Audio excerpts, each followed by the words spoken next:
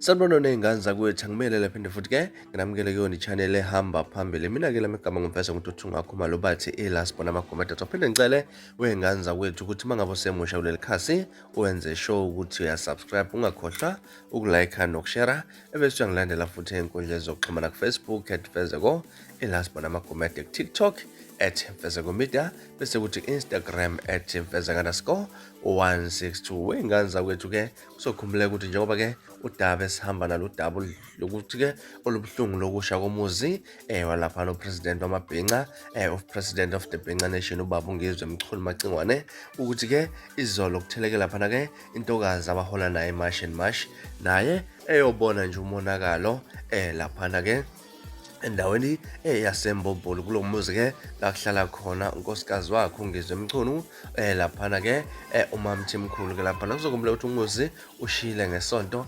laphana-ke abalisa abafikile abangaziwa, akuthiwa-ke bafike babuza yena uNgizwe Mchunu ukuthi-ke ungakuphi, bayela ukuthi-ke akekho, kwase kubonakala ngentuthu bephuma laphana, kanti-ke bese kuqalele kusha wona kumuzi. uJacinta laphana uMangobe ufikile naye ayobona umonakalo nje ukuthi kwenzakaleni emzini kwaNgizwe-ke laphana-ke nokube nentokozo enkulu ukufika kwalosisi kade hamba nomyeni wakhe-ke laphana-ke beyoduduza nje emndenini kaMacingwane. Wey'ngane zakwethu engathi-ke into enhle nje, kubonakala-ke amaciko amaningi aloku afikile ayoduduza kanye ubabaza umonakalo emzini kaMacingwane. Kuzokumbula ukuthi-ke namaqembu epolitiki nawo aloku athelekile ngosuku lokuthange laphana bekukhona i-MK, bese kuthi ngosuku la izolo beyikhona i-ANC nayo iyodlulisa amazwi omakhulu okududuza nokwenza futhi uNgizwe futhi angahambisani nokuthi-ke baphakamise amaflegi okuyiqembu le-ANC bokhombisa ukukhankasa